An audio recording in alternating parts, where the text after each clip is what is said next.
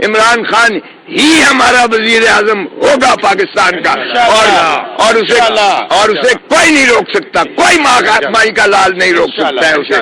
السلام علیکم ناظرین سامعین، میں ہوں عبدالغفار۔ ناظرین، ملک کے چند بڑے وکلا میں سے ایک نام لطیف کھوسہ کا ہے۔ ناظرین، حال ہی میں انہوں نے پی ٹی آئی کے پلیٹ فارم سے جو ہے وہ الیکشن میں حصہ لیا اور وہ بڑی میجارٹی سے جیت گئے، اور ایک بہت بڑی دبنگ اسپیچ کی ہے، وہ سننے والی ہے۔ اور انہوں نے کہا ہے کہ ملک میں جو ہے یہ بندر بانٹ کی جو باتیں ہو رہی ہیں، یہ جمہوریت میں دنیا کی جو جمہوریتیں ہیں، اور اس میں اس طرح نہیں ہوتا کہ ایک جو نمبر 1 پر الیکشن میں پارٹی آئی ہو تو اس کو حق نہ ہو حکومت بنانے کا، بلکہ جو نمبر 2 اور 3 پر آئی ہوں وہ حکومت بنائیں۔ اور انہوں نے کہا یہ ایسا ہو نہیں سکتا، اور اس کے علاوہ انہوں نے خواجہ سعد رفیق کو سراہتے ہوئے، ان کی تعریف کرتے ہوئے یہ بھی کہا ہے کہ انہوں نے واقعی میں جو جمہوریت ہے اس کا ثبوت دیا ہے، اور انہوں نے مجھے کال کر کے کہا کہ میں ہار چکا ہوں اور آپ جیت چکے ہیں۔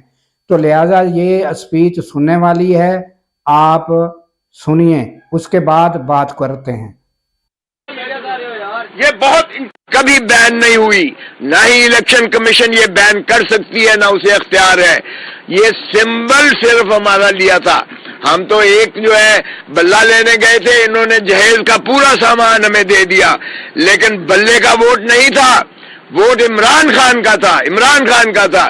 یہ واحد الیکشن ہے، میں نے 5 دہائی دیکھے ہیں الیکشن، یہ واحد الیکشن ہے جس میں ووٹر کینڈیڈیٹ کو ڈھونڈ رہا تھا، جس میں ووٹر کی ضد تھی کہ میں اپنے حقوق پر ڈاکہ نہیں ڈالنے دوں گا، جس نے سمبل کے لیے آ کے ہلکان ہو کر ڈھونڈتا پھر رہا تھا۔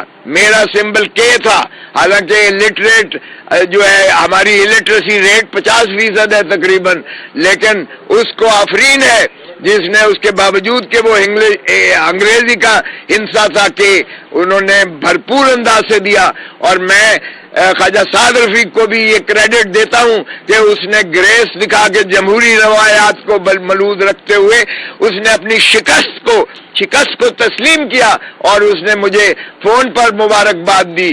اور میں نے اسے کہا کہ کاش تم اپنے بڑوں کو بھی یہ درس دو، اگر نواز شریف ہار گیا ہے ڈاکٹر یاسمین سے تو کوئی کباہت نہیں ہونی چاہیے، کوئی شرم نہیں ہونی چاہیے اسے شکست تسلیم کرنے میں۔ اور اگر خواجہ آصف ہار گیا ہے ریحانہ عثمان ڈار سے تو اسے کوئی کباہت نہیں ہونی چاہیے، شرم نہیں ہونی چاہیے کہ وہ اپنی شکست کو تسلیم کرے اور لوگوں سے جو ہے وہ معذرت کرے کہ جس انداز سے کرتے رہے۔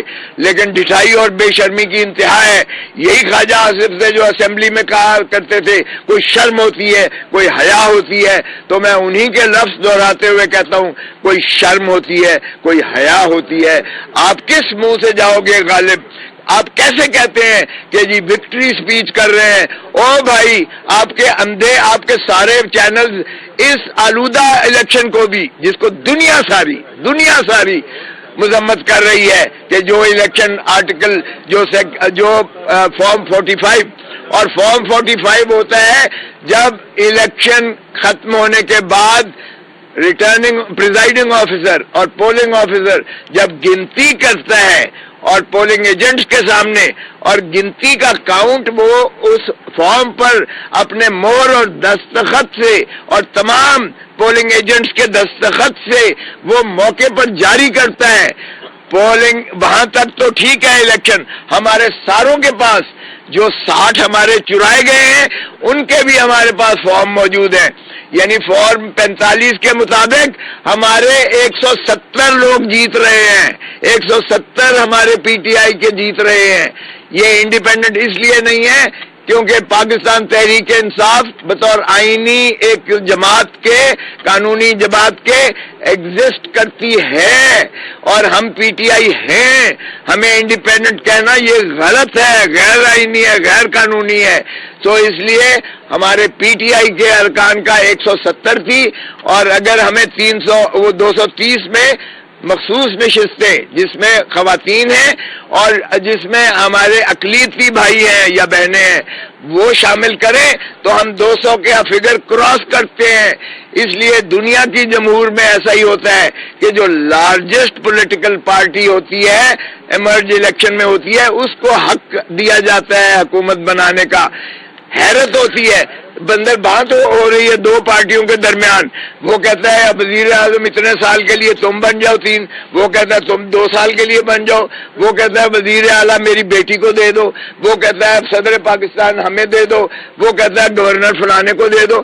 وہ یہ کوئی بندر بانٹ ہو رہی ہے؟ کیا ہو رہا ہے مذاق جمہوریت کے ساتھ؟ اس ملک کے ساتھ کھلواڑ ہو رہا ہے، اس ملک کے آئین کے ساتھ کھلواڑ ہو رہا ہے.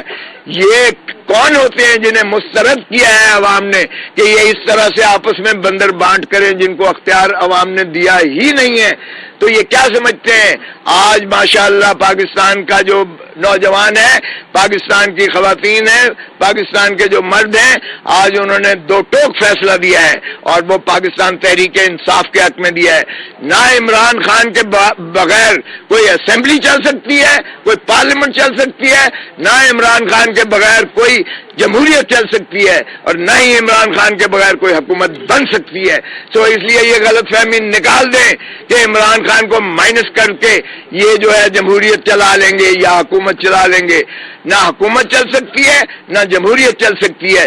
عمران خان کو دوبارہ آپ کو لانا پڑے گا، اور عمران خان کی چونکہ لارجسٹ پولیٹیکل پارٹی ہے، عمران خان ہی ہمارا وزیر اعظم ہوگا پاکستان کا، اور اسے کوئی نہیں روک سکتا، کوئی مائی کا لال نہیں روک سکتا. تو ناظرین، آپ نے لطیف کھوسا کی اسپیچ سنی، اور یہ حقیقت ہے کہ انہوں نے جو کہا کہ جس پارٹی کو میجارٹی حاصل ہے، جسے عوام نے منتخب کیا ہے، اسے ہی حق ہونا چاہیے کہ وہ جو ہے حکومت بنائے. اور اس کے برعکس اگر جن کو عوام نے نہیں چنا اگر وہ حکومت بناتے ہیں تو ہمارا ملک کس طرح ترقی کر سکتا ہے؟ اور جب ہم اپنی ہی عوام کی جو ہے وہ قدر نہیں کریں گے تو عوام جو ہے وہ اس کے دلوں میں ہمارے لیے کیا محبت ہوگی، اور یہاں یعنی کہ عوام کے دلوں میں کیا میسج جائے گا، اور اس کے علاوہ پوری دنیا میں کیا میسج جائے گا؟